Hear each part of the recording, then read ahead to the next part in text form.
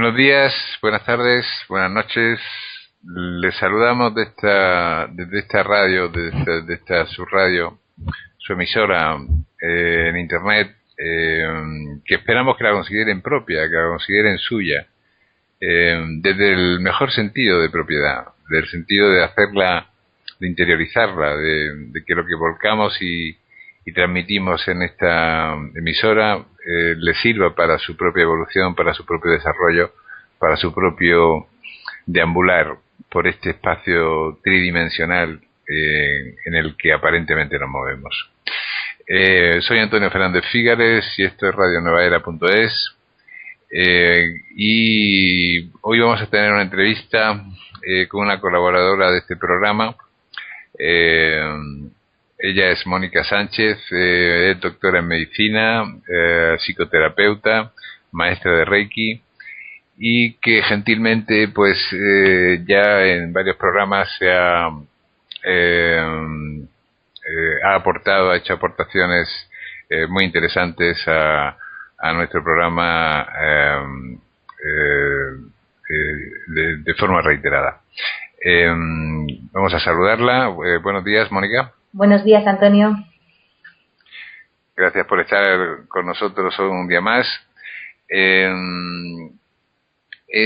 Hoy hemos quedado en hablar de los sueños. Los sueños es una parte muy misteriosa de nuestros estados de conciencia, ¿no? Hay quien define, quien habla de que tenemos el estado de conciencia del sueño, de la vigilia, de la vigilia, que sería como un sueño despierto, y luego un sueño, un despertar dentro de esa vigilia, ¿no? Habría como 3 o a lo mejor 4 estados. Eso lo podemos hablar también más adelante. Bueno, la pregunta inicial sería: ¿por qué soñamos?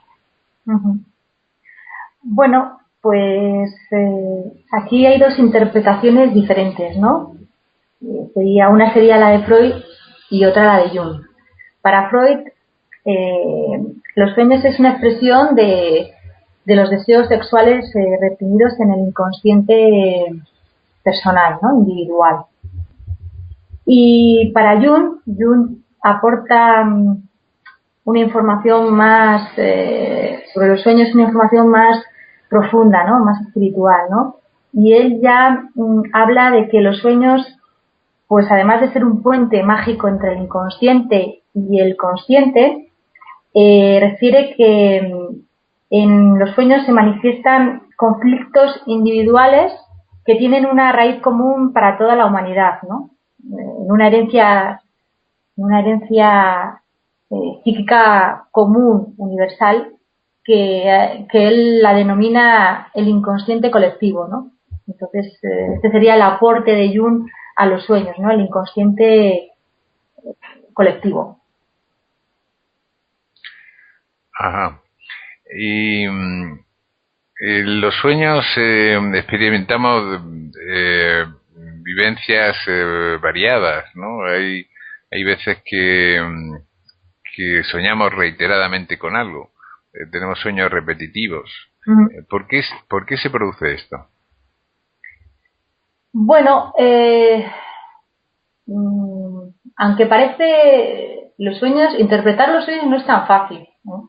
Conlleva un seguimiento, ¿no? Yo siempre digo que cuando algo sueñas, aconsejo a mis pacientes que cuando sueñan, lo primero que hagan cuando se despiertan por la mañana es escribirlos en un cuaderno de sueños, ¿no? Y después, al cabo de un tiempo, al cabo de unos meses, pues leer todos sus sueños de manera continua, sin detenerte, y ver si existe alguna asociación, ¿no? Porque pues cuando lo lees te das cuenta de muchas cosas, ¿no? Por ejemplo, puedes darte cuenta de que, pues este sueño se me está repitiendo, se me repite cada semana o se me repite cada mes, ¿no? Entonces, pues si se repite, tendríamos que valorar cuáles son las circunstancias del soñador, del que lo sueña, y en qué contexto se dan, ¿no? y qué es lo que está representando para él, pues los símbolos, imágenes que aparecen en esos sueños, ¿no? O sea, que no es algo que tú pueda decir, pues si se repiten los sueños significa, pues de alguna manera, si se repiten los sueños es que tu inconsciente te está, te está repitiendo una información que necesita que tú la sepas, ¿no? Porque el inconsciente lo que intenta a través de los sueños es transmitir información a nuestra parte consciente, ¿no? Información que de otra manera no se podría dar, porque el inconsciente no habla, ¿no? Entonces utiliza los símbolos, la simbología, los arquetipos por los que habla Jung, ¿no? O también utiliza la proyección en el otro, ¿no? Que el otro nos sirva de espejo. Esas son las dos maneras en las cuales el inconsciente se comunica con nosotros.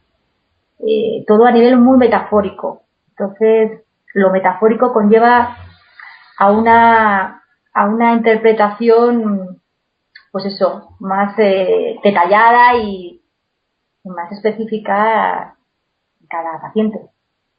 No se puede generalizar, es lo que quiero decir. Ajá. Pero has citado términos como inconsciente, arquetipo, eh, proyección. Me gustaría que explicaras un poco más estos tres elementos que para algunos oyentes muy versados pueden saber qué es, pero para otros a lo mejor no saben a qué te estás refiriendo. Vale. Bueno, pues el inconsciente colectivo es como una memoria tribal que se hereda de generación en generación, de cultura a cultura, y que coincide, ¿no? Que coincide el mismo mensaje, las mismas soluciones. Y este inconsciente colectivo del que habla Jung es el creador de los arquetipos, ¿eh? Los arquetipos son como mensajes, imágenes, que aportan soluciones para nuestros problemas vitales, pero además que esos problemas ya fueron vividos en otras generaciones, en otras culturas, y que se repiten. Y entonces estos arquetipos se manifiestan de forma simbólica en los sueños, pero también se manifiestan en el arte, en la mitología, en las religiones, en los cuentos, fábulas, leyendas. Voy a poner un ejemplo, ¿no? Para que sea más entendible. Por ejemplo, en la mitología griega, pues la diosa del amor, la diosa que representaba el placer, la alquimia, era Afrodita. Para los romanos, esa misma diosa, la llamaban Venus, por ejemplo. Y actualmente, si tuviese yo que buscar pues un arquetipo que hiciese referencia a esta diosa, pues por ejemplo podrían ser las estrellas de cine o las modelos. Por ejemplo, voy a poner ejemplo, pues Marilyn Monroe, ¿no? Sería el arquetipo de la diosa Afrodita, ¿no? Entonces, con esto lo que quiero decir es que este simbolismo occidental de la mitología se repite de generación en generación, porque aparecen en la filosofía hindú, en la cábala, en el esoterismo chino, es decir, que se repiten, ¿no? Entonces esto es lo que Jung le llamó la atención, ¿no? Que existía una memoria común que afectaba a toda la humanidad, ¿no? Y que de hecho los conflictos individuales de cada ser humano tenían una raíz común en este inconsciente colectivo, es decir, que todos nos vemos afectados por este inconsciente colectivo. Y bueno, él no lo supo explicar muy bien de una manera ortodoxa, porque tampoco encontró, yo creo, que la explicación científica, ¿no? Pero lo que sí está claro es que esto se da, ¿no? Y la eficacia de estos arquetipos en todas las sociedades, en todas las culturas, religiones, pues es demostrable, ¿no? Ajá. Y la proyección, que es el elemento que se te ha quedado en el tintero? Bueno, pues la proyección, el inconsciente, en el inconsciente, el otro día hablamos de la sombra, y la sombra reside en el inconsciente, ¿no? Que es esa parte que no vemos de nosotros. Y entonces, cuando hablo de sombra me refiero a nuestros miedos, deseos, ira, rabia. Entonces, todo eso que está en el inconsciente almacenado, ¿cómo se manifiesta a nuestra parte consciente? Pues se manifiesta proyectándose en el otro, es decir, como si fuese un rayo. Un rayo que se proyecta en el otro. Generalmente se suele proyectar de una manera exagerada en la pareja, ¿no? En la pareja, bueno, yo diría que es la mejor manera de ver tu sombra, ¿no? Y entonces, al proyectarse en la pareja, se refleja en nosotros como un espejo, y es cuando entramos en el juicio de, pues, que no soporto a mi pareja porque es súper egoísta, o me encanta a mi pareja porque es, no sé, muy sociable, ¿no? Pues todo esto que estamos viendo en el otro de una manera exaltada, tanto positivamente como negativamente, eso es nuestra sombra, ¿no? Ese es el mensaje de nuestro inconsciente a nosotros. El inconsciente no puede hablar. Si pudiese nos diría, hola, soy tu inconsciente y resulta que tienes que resolver esto, esto y lo otro, ¿no? Pues no. Y entonces se maneja con símbolos, señales, metáforas, que luego las tienes que interpretar, ¿no? Sí, hay algunos psicólogos, creo recordar, que han definido la personalidad como un iceberg, ¿no? En que la parte emergida, la parte que podemos ver, es mucho más pequeña que la parte sumergida, y que la parte sumergida a su vez está flotando encima del agua, ¿no? Que sería como una imagen de nuestra identidad, ¿no? Por un lado está la personalidad, por otro lado está este inconsciente o subconsciente, y luego pues está este gran inconsciente colectivo, probablemente la profundidad de nuestra propia conciencia, ¿no? Pero ¿qué pasa cuando hay sueños? Bueno, hay sueños habituales, por ejemplo, de caerse o de volar. ¿A qué se refiere? O de ahogarse. ¿A qué se refieren estos sueños? Yo primero, como te he dicho antes, no generalizaría, porque para una persona lo que significa ahogarse o volar no es lo mismo que para la otra, ¿no? Entonces, yo primero lo que haría es que esa persona me describiese el sueño con los mayores detalles, ¿no? Y una vez que me ha explicado con detalles el sueño, también tendría en cuenta las emociones, ¿no? Las emociones que surgen de ese sueño, o cómo se sentía cuando estaba soñando, ¿eh? Porque esto es muy importante tenerlo en cuenta, ¿eh?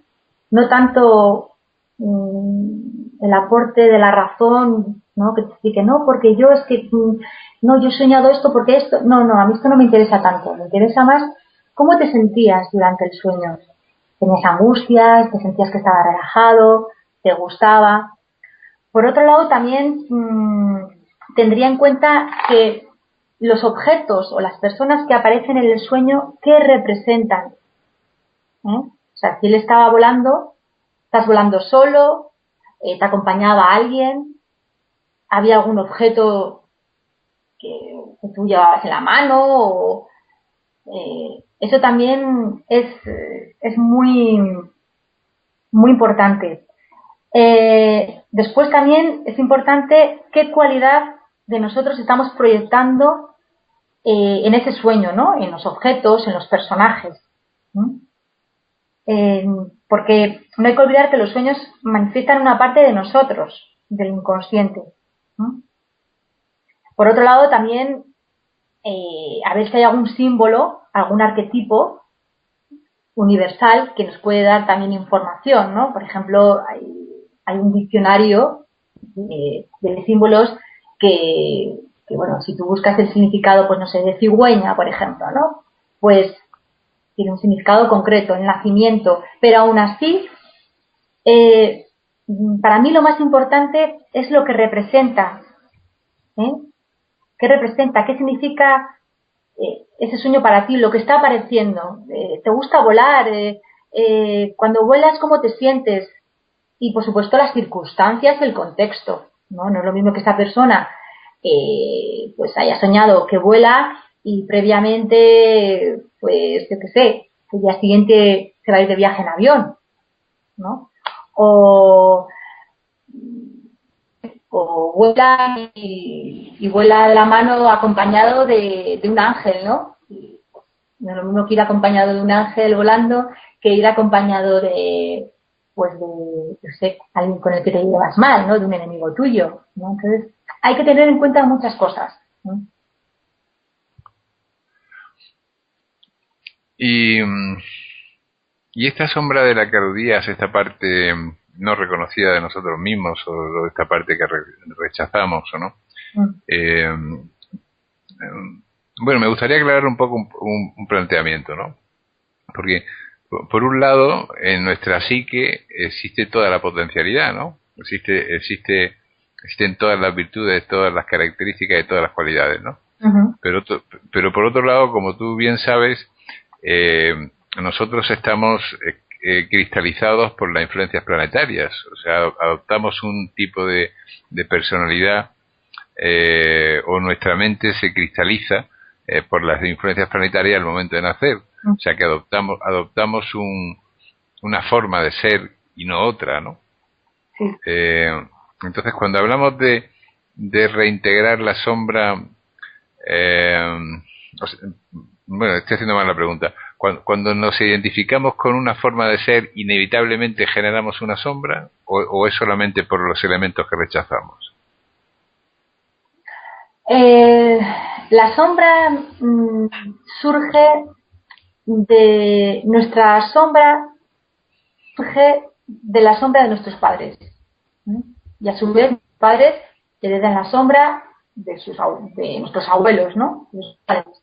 Entonces, la sombra yo creo que es una cosa más transgeneracional, aunque también nos vemos afectados por el inconsciente colectivo que tiene su sombra. Tiene su propia sombra y su propia luz. No sé si esto se entiende. Por ejemplo, a ver, voy a poner un ejemplo. Nosotros poseemos una sombra que la hemos heredado de nuestros padres, con aspectos positivos y aspectos negativos, ¿no?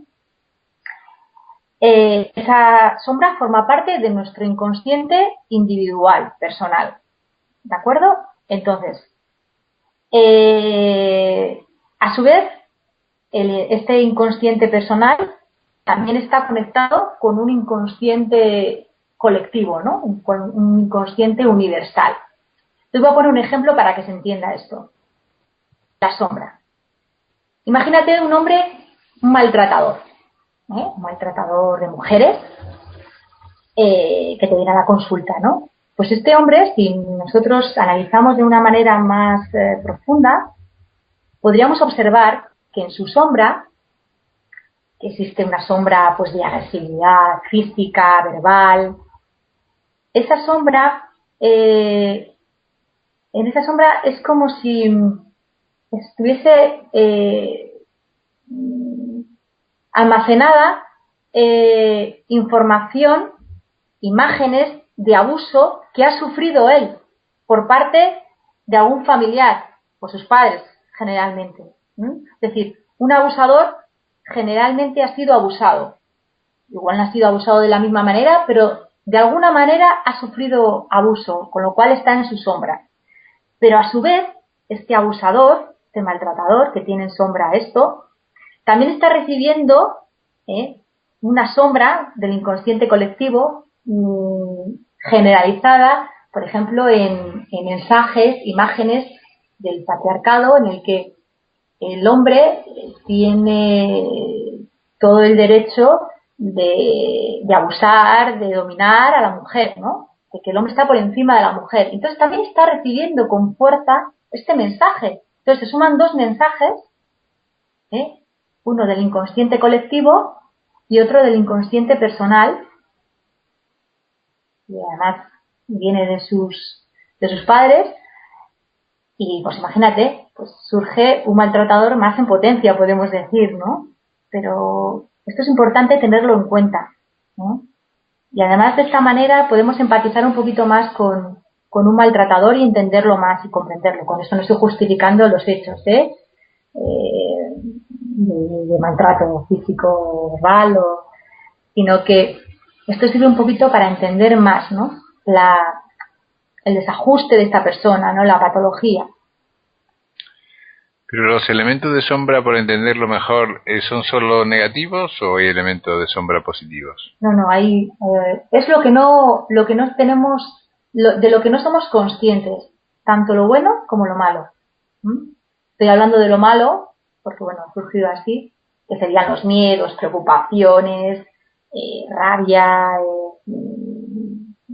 lo que nos gusta a nosotros, nuestros defectos, nuestros propios defectos, pero también está nuestros grandes potenciales que todavía no hemos descubierto y que están por conquistar.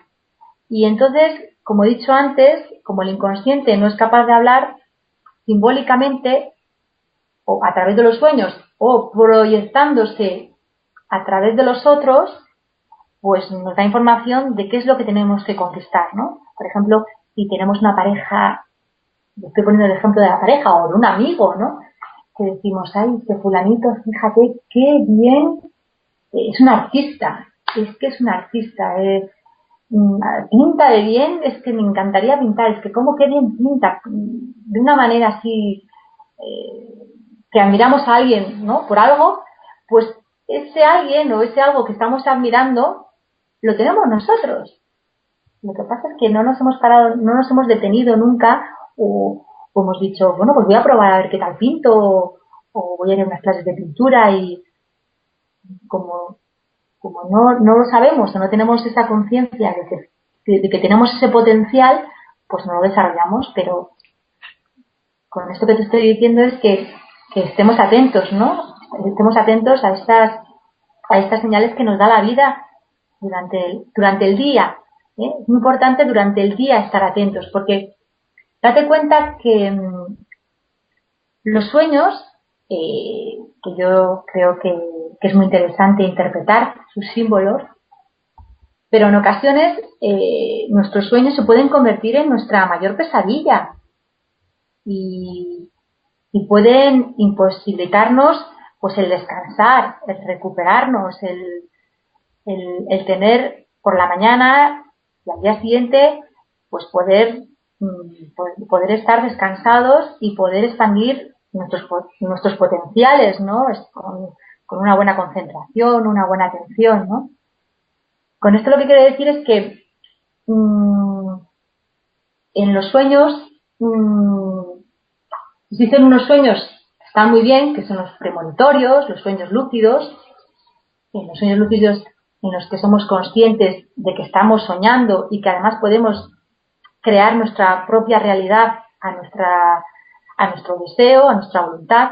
Pero hay una parte de los sueños en los que voy a enfatizar esto porque no se habla, esto no lo habla Jung, pero yo sí que quiero hablar de ello, que hay una parte que nosotros no controlamos, que nosotros no tenemos capacidad voluntaria de discriminar información, que se cuelan muchas imágenes, que se cuelan muchos mensajes, mucha información que no nos pertenece a nosotros, y que a través de los sueños se infiltran en nuestro inconsciente y lo que hacen es generarnos miedos, generarnos fobias, generarnos ansiedad, levantarnos con una sensación de que no he descansado nada, de que mi sueño no se ha reparado, de que no tengo ganas de ir a trabajar, de que te invalidan el día. Y si te lo crees, pues efectivamente te invalidan el día. Si tú te crees que eso forma parte de tu experiencia, de tu vivencia, de que esos sueños te están transmitiendo verdades, pues puede ser que te generen hasta una depresión, ¿no? Y hasta que tengas que tomar pues hipnóticos para dormir o ansiolíticos para poder descansar. Entonces, con los sueños también hay que tener esa alerta, ¿no? De que no todo lo que soñamos es real, ni es nuestro, ni que todo lo que soñamos son premoniciones, ¿no? Porque si tú te sueñas sueñas repetidamente que te van a, que tu trabajo te van a mandar fuera, pues te levantas con una ansiedad y con unos miedos que vas al trabajo, pues proyectando esa sensación y al final acabarán por echarte del trabajo, ¿no? Y igual esos sueños, ahí se habían colado muchos miedos, quizás no tuyos, sino de otras personas, ¿no? Claro. También existen sueños de compensación, ¿no, Mónica?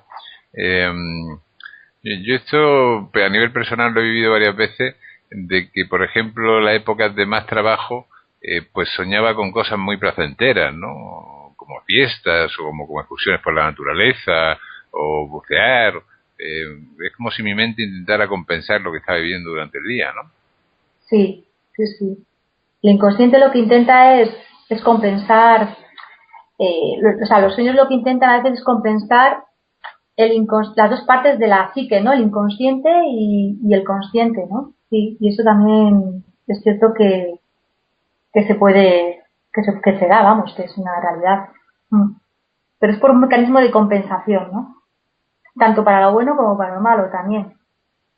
Porque si tú no te trabajas, en este caso sería placentero, ¿no? Pero si tú, por ejemplo, esa sombra que tenemos cada uno de nosotros, pues no la iluminamos, no la hacemos consciente, nuestros sueños se pueden convertir en una sobrecarga, ¿no? Una sobrecarga de descarga de toda esa información durante los sueños, incomodándonos el descanso, ¿no? Entonces yo siempre digo que hay que soñar también durante el día, ¿no? Para que así el mecanismo de compensación no se active solo por la noche, ¿no? Sino que sea como más regular, ¿no? Durante todo el día, ¿no? Que soñemos también durante el día. Y así haremos descansar, nos iremos a la cama con el inconsciente como más relajado, ¿no? No tan activo. Y soltar la mente durante el día un poco, ¿no? Para que vaya por donde quiera, ¿no? Sí, y estar más atento a las señales, ¿no? A las señales, a los símbolos.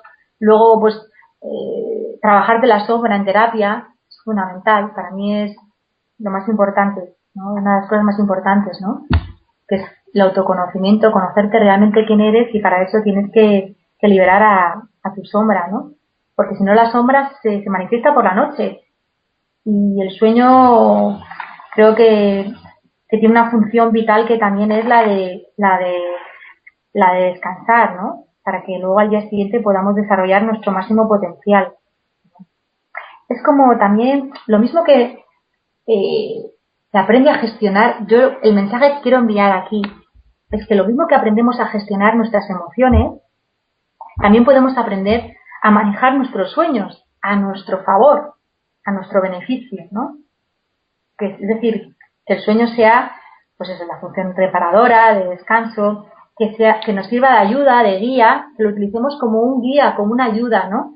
Que nos sirva de aliado para co-crear nuestras fantasías, nuestras experiencias futuras, como las deseamos. Y para eso hay técnicas, ¿no? Hay técnicas que nos pueden ayudar mucho a que nosotros manejemos nuestros sueños, y que no nuestros sueños nos lleven por donde ellos nos quieren llevar, ¿no? Y bueno, se puede. Yo siempre digo que, por ejemplo, antes de acostarte, pues es muy bueno meditar un poquito, ¿no? Para parar un poquito la mente, hacer visualizaciones creativas, ¿no? De cómo te visualizarías en el sueño, ¿no? Pues, sí que sé, te quieres visualizar un trabajo maravilloso, desempeñando las funciones que te quieres, no sé, es como un poquito reprogramando, ¿no?, a tu inconsciente para que así tengas un descanso placentero, por ejemplo. También aconsejo desenchufar todos los aparatos eléctricos porque interfieren en nuestro campo magnético y pueden alterar también nuestros sueños. Esto es muy importante. Cuidar el feng shui de la habitación, ¿no? Cómo colocas la cama, cabezal en qué orientación, no acostarte nada más cenar, ¿no?, y con una cena muy copiosa, porque eso también altera tu sueño. Airear bien la habitación, no sé, como pienso, cada uno ya ahí tiene que buscar lo que más se siente atraído, ¿no? Pero sí que es importante que a veces no nos detenemos en esto, ¿no?, en cuidar verdaderamente de nuestro sueño, porque pasamos muchas horas durmiendo. Y es como que te metes a la cama, caes rendido y te olvidas. Pues no, yo creo que esto habría que también educar, nos tendrían que educar también desde niños, ¿no? Y entonces el sueño se convierte en algo verdaderamente, yo creo que una herramienta de ayuda, de guía, ¿no? No obstante, Mónica, cuando más se descansa no es cuando no hay sueños, en el sueño profundo, en el que hay una quietud pues maravillosa, ¿no? Y hay un estado de serenidad eh, sin sueños y una semiconsciencia, ¿no? ¿No? No sé a qué no sé a qué te estás refiriendo. Bueno, a un estado de sueño profundo en el que no hay ensoñación, en el que no hay imágenes. En el que no recuerdas los sueños. Sí, o que no hay imágenes, no hay imágenes de acontecimientos, sucesos, sino que la mente está como quieta, parada, ¿no? Ya. Sí, bueno, pues eso sería también, eso también es una parte interesante de los sueños, e ideal, ¿no? Conseguir que nuestra mente se pare totalmente y que no recuerde nada, ¿no?